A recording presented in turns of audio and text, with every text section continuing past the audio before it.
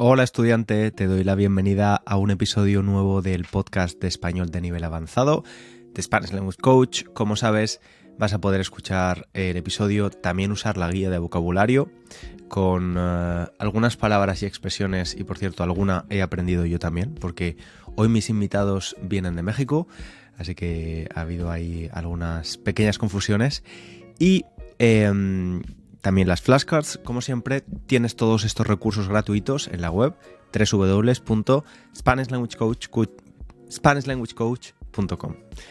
Te dejo con el episodio que nos costó un rato grabar porque hubo un montón de cortes de conexión. Esto del wifi es un poco horrible a veces. Tenía muchas ganas de hablar con ellos, así que te dejo con la entrevista sin perder más tiempo. Disfruta. Estudiante, hoy vamos a hablar, entre otras cosas, del burnout laboral o estar quemado laboral o profesionalmente. Y hay una cosa que a mí me quema especialmente en el trabajo, y es que cuando trabajamos en Internet, ¿no? En este caso creando contenido educativo, que no funcione el wifi es algo que me pone de muy mala leche. Y hoy ha tenido que sufrirlo también Beto y Héctor, que venían a hablar conmigo. ¿Cómo estáis, chicos? Muy bien, gracias por invitarnos, César. Todo bien, gracias. Llevamos bastantes minutos intentando empezar esta conversación. Vamos a cruzar los dedos y esperar a que todo vaya bien. Decía que quería hablar de esto, entre otras cosas, con vosotros. No sé, ¿vosotros habéis experimentado esto alguna vez? Lo de estar quemado. ¿Y lo decís así en México también? ¿Estoy quemado del trabajo? ¿Estoy quemado profesionalmente? O... ¿Sí se dice así, Beto? Pues una buena pregunta, ¿eh? Yo la verdad no lo he escuchado. Yo creo que la gente dice, ¿qué diría comúnmente la gente? Como estoy agotado. Ajá, a veces dicen como tengo burnout, no sé, o sea, a veces agarramos esa palabra del inglés. Sí, Sí. sí. A veces sí Sí. en el español mexicano es más común, en lugar de traducirlo, tomar la palabra, ¿no? Prestada. Y yo creo que sí. O sea, no sé, Héctor, ¿qué porcentaje de la población crees que diría burnout? Tengo burnout. Es una buena pregunta, no sé, como el menos del 50, pero aún así bastantes. Vale. O sea que usáis más el anglicismo. No, en España se usa, ahora habrá gente que lo use más, pero decimos estar quemado, le decimos a alguien, oye, no trabajes tanto, te vas a quemar, ¿no? Vas a secarte trabajando ahí. Pero es verdad que vosotros utilizáis bastante, en México en general, bastante, o en los países hispanoaméricos, más anglicismos, y además pronunciáis mucho mejor que los españoles el inglés. Sí, tal vez sí, ¿no? Porque estamos tan cerca, no sé, eso tiene que Sí, ver, creo. eso tiene mucho que ver, yo creo. O sea, que es Sí. nuestro vecino, ¿no? Sí, sí, hay más transferencias. ¿Que vosotros, chicos, habéis experimentado esto de estar quemado en el trabajo o tener el burnout? Yo personalmente sí, pero al final siempre digo, pues es que no, es por mis propias decisiones, ¿no? De no saber poner un límite. Porque creo que hoy en día realmente tu trabajo y tu vida personal están siempre unidas. Siempre puedes ver el Instagram Ujú. de tu negocio o responder correos y todo. Entonces falta como, bueno, a mí lo que a veces me falta es decir, bueno, a partir de esta hora ya no voy a responder nada de esto, ¿no? Entonces eso es lo que yo creo que lleva a que a veces sí me sienta como abrumado, agotado. Pero sí, para mí sí es una realidad, o ha sido una realidad. Ujú. En mi caso, no sé, yo creo que ya he tratado, o sea, tal vez sí lo he experimentado antes y ahora ya trato de mantener un balance entre mi vida personal y el trabajo, porque digo, no es tan importante en realidad el trabajo, ¿no? Entonces, no sé, lo que sí me pasa es de que debo decir que procrastino mucho y entonces dejo las tareas para después y entonces termino trabajando, no sé, en altas horas de la noche cuando no debería de hacerlo. Y entonces, sí, creo que también me cuesta mantener un límite en cuanto solamente voy a trabajar estas horas y no voy a trabajar los domingos o no voy a trabajar, no sé, los sábados en la noche o algo así. O sea, eso sí me pasa, ¿no? Pero creo que es más una cuestión de, como dice Beto, tal vez de decisión personal, de decir, yo estoy decidiendo hacer esto de esta manera y no sé, y pues a lo mejor no es la mejor manera de hacerlo. Sí, pero es verdad, Beto ha mencionado, por ejemplo, lo de los correos electrónicos, que si es tu propia empresa, lo puedo llegar a entender porque, bueno, al final tienes más responsabilidad, ¿no? O sientes que tienes que dar un poco más. Pero yo me doy cuenta de que mucha gente que trabaja por cuenta ajena para otras personas también utilizan o al menos chequean, comprueban el correo electrónico de su trabajo el fin de semana, por ejemplo, y eso yo lo he hecho. lo he hecho trabajando cuando trabajé de organizador de eventos en un hotel. Lo hacía, pero con otros trabajos no lo hacía. Y creo que era por una cuestión de me generaba más ansiedad no mirar el correo electrónico que mirarlo y asegurarme de que había enviado ese email o que esta persona ya me había contestado. Como me generaba paz mental, aunque fuera el fin de semana, comprobar de vez en cuando el correo electrónico para prepararme mentalmente para lo que venía el lunes, ¿no? Porque la verdad es que la organización de eventos es algo que no he hecho nada de menos, es bastante estresante, porque hay muchos factores personales y mucha gente involucrada en un evento, ¿no? Y yo creo que es muy difícil, ¿no? Sí, tienes que tomar la decisión, pero depende de tu trabajo, es difícil no poder desconectar. A veces es complicado y la tecnología nos lo pone más complicado todavía. Porque antes del correo electrónico imagino que la gente podía desconectar mucho más y tu jefe no te podía enviar un mensaje el sábado por la noche. Y más que, bueno, como estábamos hablando hace un ratito, ¿no? Digamos, los baby boomers o algo así, más gente trabajaba pues en fábricas o en lugares físicos, ¿no? Donde dices, si yo no estoy en el taller, pues no puedo hacer nada, ¿no? Literalmente no hay nada que yo pueda hacer hasta que no Exacto. vaya ahí. Y eso era bueno, era sano en una manera, ¿no? Porque es decir, ahorita estoy en mi casa con mi familia y pues hasta mañana lunes voy a ver qué pasó. Yo también lo veo, por ejemplo, no conmigo, pero por ejemplo con mi familia, mis conocidos que tienen de nuevo su propio negocio y ahora, como dices, la conectividad, ¿no? De que si mi hermana le habla a su jefe el viernes en la noche, pues tiene que contestar, no puede decir, no, no, no, no tengo mi teléfono, ¿no? Pues sí, sí lo tengo y a lo mejor es algo que puede ser, no sé, importante o no importante, pero tienes que contestar ese mensaje o esa llamada de un cliente o de quien sea.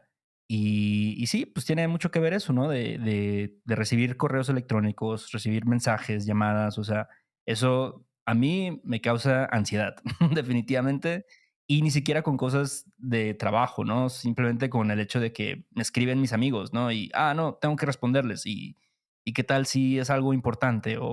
Y casi nunca lo es, pero no sé, esto también tienes esa como necesidad más bien de contestar, de saber qué está pasando. Sí, esto ahora WhatsApp, por ejemplo, ha puesto una pestaña de mensajes no leídos y es muy útil, pero al mismo tiempo es verdad que, ya ves tú, que son mensajes que ninguno es realmente importante, ¿no? Pero el hecho de saber que alguien está esperando una respuesta tuya y obviamente podrías responder en ese momento, pero a lo mejor pues tienes que... Son como microdecisiones, esas microrespuestas son microdecisiones que tienes que tomar que generan una fatiga mental. El acumulado de todas esas microdecisiones genera una fatiga mental, ¿no? Y sí, que estamos hiperconectadísimos, está claro. Y eso no le pasaba a la generación anterior, que esto es de lo que quería hablar también con vosotros. Ayer estaba entrenando en el gimnasio y con un amigo hablábamos de cómo, pues eso, que nuestros padres con 35 años, pues a lo mejor hacían algo de deporte, pero que no, ni eran conscientes de la importancia del ejercicio físico o no se hablaba tanto de cómo cuidarse, la alimentación, el ejercicio físico, ¿no? Y hoy en día los millennials somos una de las primeras generaciones bastante conscientes de la importancia de eso, de una buena alimentación, ejercicio físico y de mantener una vida más o menos saludable para vivir lo más largo o el mayor tiempo posible, ¿no? Ujú. ¿Qué otras diferencias veis en la generación de nuestros padres, de los baby boomers o boomers con los millennials, aparte de esto? Mira, yo lo que veo es que, o sea, esto que hablas, ¿no? Acerca de, estamos más enfocados en el ejercicio, en la alimentación, pues yo creo que tiene mucho que ver con lo que dicta la sociedad en el momento. Y a lo mejor para la generación de nuestros padres, pues eso no era lo que dictaba la sociedad. Lo que dictaba la sociedad era encarga de tu familia, ten un trabajo, trabaja las 40 horas donde tienes que trabajar, no sé, ten libres los fines de semana, pero ¿cuál es el estilo de vida aspiracional hoy en día, no? Y yo siento que el estilo de vida aspiracional es, pues, tener experiencias, ¿no? Tienes que viajar. tienes que ser fit, como decimos en México, ¿no? Tienes que ir al gimnasio, tienes que ir a clases de yoga, tienes que, no sé, tener una alimentación balanceada, tienes que estar conectado con tu espiritualidad. También eso es algo que está muy de moda, ¿no? Con tu bienestar. Y ahora ves por todos lados, ¿no? Como wellness, centro de bienestar, cosas así. Y entonces, pues, no sé, al final somos personas que somos muy influenciables y entonces si Instagram o lo que sea, TikTok o, no sé, los anuncios que ves, te dicen, haz esto, haz esto, haz esto, pues, no sé, o sea, tiene sentido, ¿no? Creo que sí es al final para el bienestar, para la mejora de uno mismo, pero pues sí también es mucho, no sé, la publicidad, también es mucho, no sé, lo que ves en las redes sociales y todo eso. Entonces, yo creo que eso es importante también. Nada más una cosa que agregaría también es que también, como dije hace rato, el trabajo de la generación, no sé, de la gente que nació en los 50, pues yo creo que en general era más físico, ¿no? Entonces a lo mejor estabas 8 horas en la planta, en la fábrica de General Motors o algo, y llegabas y decías, pues, ¿cómo voy a ir al gimnasio? No estuve cargando fierros todo el día y ya no, a lo mejor no lo veían tan necesario. Entonces, yo creo que ahorita ya, por ejemplo, nosotros que estamos aquí en la computadora 8 horas al día, también yo creo que es lógico que sientas un poco de como te sientas mal de que digas, tengo que hacer algo, ¿no? Voy a ir al gimnasio, voy a ir a CrossFit o algo, porque sí, o sea, todo el día estar aquí en la computadora, te sientes como, sí, como mal de no moverte, ¿no? No mover tu cuerpo. Aunque dicen que incluso si vas al gimnasio todos los días, no llegas a compensar nunca el hecho de estar 8 horas sentado, pero bueno, mejor eso que nada.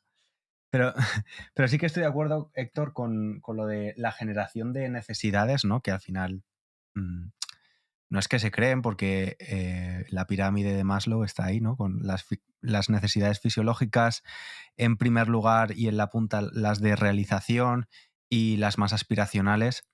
Sí que es verdad que ha cambiado bastante, ¿no? Y hace 30, 40 años probablemente la, la aspiración de un cuerpo esbelto, un cuerpo esculpido, o sea, es que yo lo en España, no sé cómo es en México, pero es que en España, y voy a hablar más de los hombres, primero porque soy hombre, entonces lo vivo en carne propia, y segundo, porque creo que es más nuevo, es decir, la obsesión de la belleza o el poner a las mujeres un ideal de belleza inasumible para consumir productos de belleza o de autocuidado, ¿no?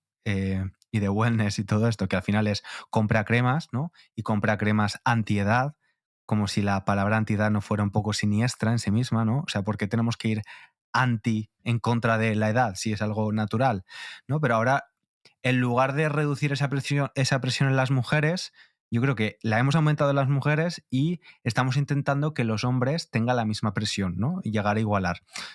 ¿Por qué? Porque obviamente la industria de la belleza es súper rentable. Y yo decía lo del cambio porque hace 30 o 40 años, pues si eras calvo y te quedabas calvo. Y yo iba al colegio y muchos padres eran calvos. Ahora yo en España lo veo, cada vez hay menos calvos. ¿Por qué? Porque hay injertos de pelo, ¿no? Em, Otra cosa que me sorprendió muchísimo, la masculinización facial. Es una de las cosas que más, uno de los, no es cirugía, es un tratamiento estético que más se hace en los hombres en España, que es inyectarse en la barbilla para tener una barbilla más marcada o en los pómulos para masculinizarse el rostro. O sea, al final los estándares de belleza no paran de subir, ¿no? Y me parece un poco siniestro y me da un poco de miedo hasta el punto que vamos a llegar, la verdad. No sé si en México también estáis tan obsesionados con o hay tanta presión por todo esto. Yo creo que sí, o sea, justo estaba pensando en lo que decías de los hombres y no sé, aquí creo que sí ha crecido la cultura de ir al gimnasio, ¿no? Como dices, aquí decimos ponerte mamado, ¿no? Ponerte mamado es ponerte así muscular, ¿no? O sea, tener músculo definido, no sé, poca grasa corporal tal vez. Y incluso, y a lo mejor ni siquiera, vaya, incluso de una forma exagerada, ¿no? Donde ya la gente en los gimnasios, no sé, se inyectan no sé qué cosas para, pues ahora sí que ponerse más mamados. el hecho también de, no sé, por ejemplo, aquí también en Ciudad de México y en todo México hay parques, ¿no? Y existe también el estereotipo del mamado del parque, ¿no? Entonces es la persona que hace calistenia, que hace ejercicios de barras, ¿no? Pero siempre lo hacen así sin playera, ¿no? Y ves como su abdomen está muy marcado y todo esto. Y sí, es algo que, pues, que la gente busca obtener. Y también, yo no sé si tanto las cirugías estéticas, o sea, definitivamente con las mujeres, ¿no? Y como tú dices, nosotros no somos mujeres, entonces tal vez no estamos tan conectados con todo eso, pero sí, o sea, la gente que se pone Botox, la gente que se hace la bichotomía, la gente que se hace lipoesculturas y todo eso, o sea, siento que es una cultura bien, pues bien fuerte en este momento y lo ves incluso en las mujeres, ¿no? O sea, ¿quiénes son las personas que aparecen en las redes sociales o que son artistas y todo eso y tienen así un cuerpos así ridículos? Ya ni siquiera es algo natural, es algo así exagerado, ¿no? No sé qué piensa Beto de todo Sí, esto. no, igual, o sea, eso creo que, o sea, ya sé que todo el mundo lo dice, ¿no? Pero sí, las redes sociales pueden hacer mucho daño en esa manera porque lo estás viendo y aunque tú digas, no, yo nomás uso las redes sociales, pero a mí no me afecta, ¿no? No tiene una influencia en mí, pero de que lo estás viendo todo el tiempo y las Kardashians y todo, pues también quieres, poco a poco quieres eso, ¿no? Y terminas haciéndote todos esas cirugías, ¿no? O en los hombres, sí, yo creo que en los hombres no hay tanto como lo que mencionabas de los injertos, pero sí la parte del gimnasio y los músculos. Algunos hasta se inyectan una cosa que se llama Synthol, no sé si la conozcan, pero ya se ven como unas Sí, bolas en los brazos, ya, o sea, se ve horrible, realmente. esteroides, sí. Ajá, En España también ha aumentado muchísimo el consumo de esteroides, sí, o sea, especialmente en chicos muy jóvenes. sí, sí, o sea, o sea, creo que hay un nivel donde dices, ah, pues está bien, ¿no? Pero ya cuando ya es exagerado, pues no sé, ya la gente lo ve como, ah, ya se ve demasiado, pues no natural, ¿no? Pero Mm. sí va, creo que la tendencia sí es esa, o sea, sí va creciendo eso. No, pero bueno, es interesante una cosa que quería comentar que ha dicho Héctor. En España, si tú dices que alguien está mamado o que se está poniendo o que se está mamando, quiere decir que está bebiendo mucho, se está emborrachando. Sí, ok. Sí. Sí, Nosotros decimos ponerse cachas, ponerse musculoso, ponerse ¿Y, cachas. y qué, o sea, cachas tiene un significado en específico? Bueno, cachas como sustantivo es alguien musculado. Ah, ok. Las cachas también son los glúteos. Ok. Pero sí, es un poco confuso, pero es así. Y luego has dicho lo de estar sin playera haciendo calistenia. Las playeras en España son las zapatillas de deporte. Para vosotros son la camiseta, ¿no? El t-shirt. Sí, sí, sí. Las cosas. Siempre que veo algo en mexicano, en español mexicano, siempre me llama muchísimo la atención algunas palabras, como cambia radicalmente el significado. O a veces no tan radicalmente, ¿no? Pero pienso, ostras, es bastante interesante cómo el uso cambia. Sí, no, para nosotros también. Es así, yo no sé, guay, eso de decir que algo está guay, yo la verdad es que no lo entiendo, pero entiendo que es como decir estar chido, ¿no? Que algo está chido. Creo que es más Sí, o menos así, chévere, no sé. sí, sí, sí, sí. Hace poco hablé de la etimología de guay y era muy interesante. Bueno, dos teorías sobre el origen. Pero la primera teoría habla de que guay en realidad es una palabra que ha cambiado por completo de significado, como estaba relacionado con una expresión de dolor. Y ahora se utiliza para todo lo contrario, para hablar de algo que es bueno. Y luego hay otra teoría también bastante interesante que habla de cómo guay se viene del árabe, del nombre de una droga con la que se traficaba desde Marruecos hasta España, y el nombre en árabe es similar al sonido guay en español. Que es sí, así que Órale. es muy Ok. interesante conocer Sí, la sí, etimología sí, sí. de las palabras. ¿Vosotros, chicos, consumís mucho contenido de España? ¿Se consume ahora contenido de español de España por Netflix y otras plataformas así? Yo creo que antes tal vez era, no sé, por ejemplo, yo crecí, por ejemplo, viendo el juego de la Oca, ¿no? En la televisión abierta.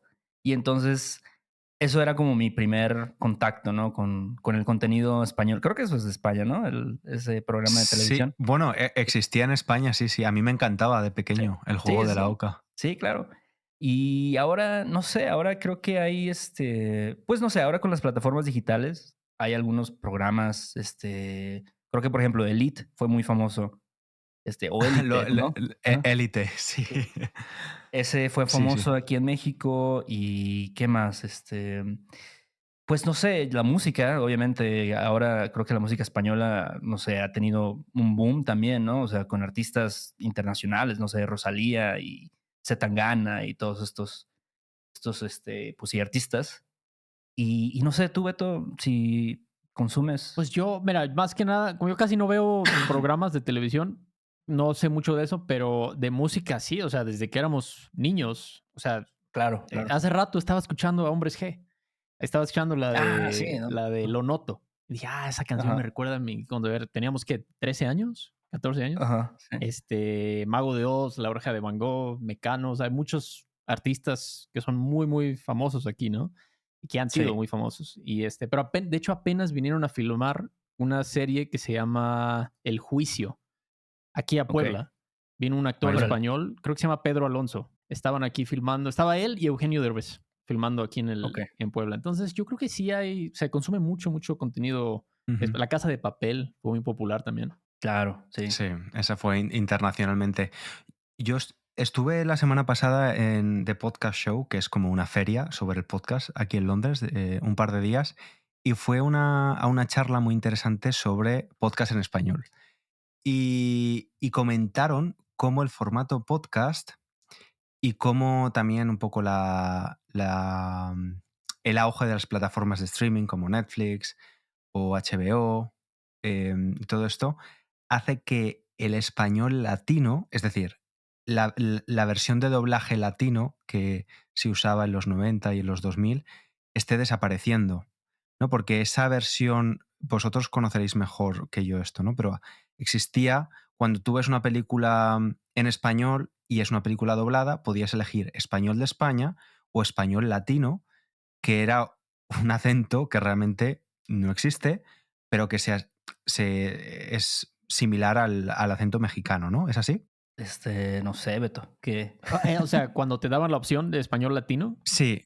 Sí, cuando tú ves una película doblada al español y es español latino, ¿ese acento suena mexicano o es un español neutro, o sea, una mezcla de diferentes acentos? buena pregunta. Yo creo que si tuviera que escoger un país, sí sería México, pero sí siempre es un español como medio, neutro. ajá, neutro, pero raro. O sea, dices, nadie habla así, Es ¿no? raro, Ajá, sí, como, exacto, exacto. Pues lo que comentaban es que esto iba a desaparecer, entre otras cosas, por las plataformas de streaming y también los podcasts, porque había tantísimo contenido en español de todos los tipos de acento y que además en el formato podcast la gente buscaba naturalidad, no buscaba algo tan impostado como es un acento que literalmente se inventaron, ¿no? Entonces está abocado a desaparecer, lo cual me pues pareció muy yo creo que interesante. es algo bueno, porque sí.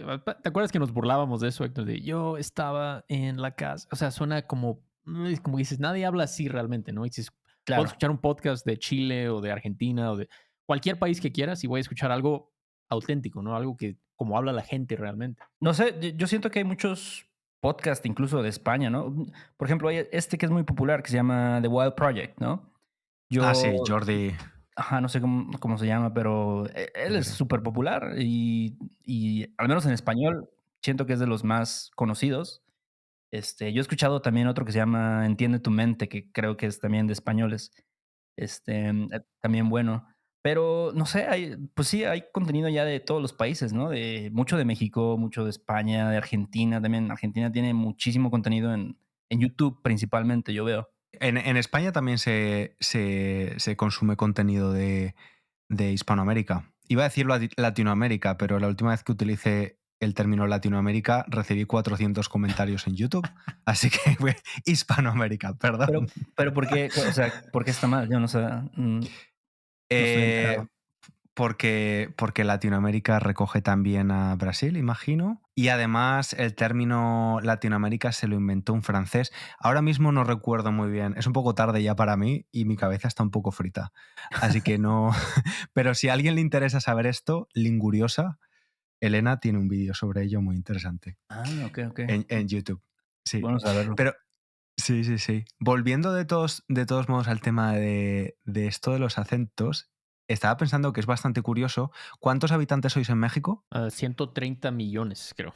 Vale, me parece bastante interesante que cuando doblan películas, hagan una versión español de España, que somos 40 millones o 40 y pico millones, pero no hagan una versión español de México, español de Colombia, español de Guatemala, español de El Salvador, ¿no? Que digan, bueno, vamos a mezclarlo todo y español latino. Eso es un poco raro, ¿no? Sí, quién sabe por Un poco qué. extraño. Y ha ido cambiando mucho eso. Yo no sé si es porque pues no se veía tanto en México y decían, pues no, o sea, sí es un país grande, pero mucha gente no consume este contenido. ¿Quién sabe? Sí, pero sí está extraño, ¿no? Porque es muy grande. Sí, yo había escuchado que en algún momento, alguien me contó esto, no estoy seguro, igual me estoy inventando las cosas, pero que en algún momento Ecuador era como uno de los países principales que hacía esto de los doblajes y entonces mucho de lo que veíamos en México era de Ecuador. Entonces, no sé, a lo mejor porque su español era un poquito más neutro, no sé, no usaban tantas expresiones coloquiales, no sé. Entonces sí, no sé de qué dependa eso, ¿no? Y también depende de la época. Ahorita ya ves cosas en Netflix en español y yo veo que de repente dicen cosas como estoy bien puteado o cosas así, la chingada y cosas así que son como mexicanas, ¿no? Entonces, pero no sé si es porque es español de México o ese es el español general de Latinoamérica, no sé, es bien raro. Bueno, estudiante, perdón por la interrupción brusca, pero nos volvimos a quedar sin internet en ese momento, así que decidimos terminar ahí nuestra conversación. Pero espero que hayas disfrutado de la charla y yo te espero aquí en el próximo episodio, como siempre. Si te gusta el podcast, apóyalo, deja alguna opinión, deja algunas estrellas o mejor incluso todavía, recomiéndalo a otros estudiantes de español. Yo te espero aquí en el próximo episodio. Un abrazo grande.